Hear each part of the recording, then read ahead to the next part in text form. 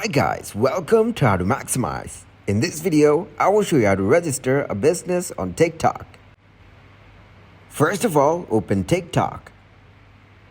Go to your profile and click on menu above. From here, click on Settings and Privacy. Tap to Account. Click to switch to a business account. Tap on Next and then Continue. Choose a category of your business. Then tap Next.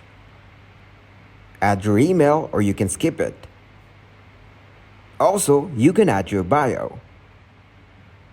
Now your profile is completed, then you're all set. Go to your profile again and tap on Menu on the top right corner. Tap on Business Suite and get insight from branded contents. That's how you can register business on TikTok. Thanks for watching and please leave a like, subscribe and share.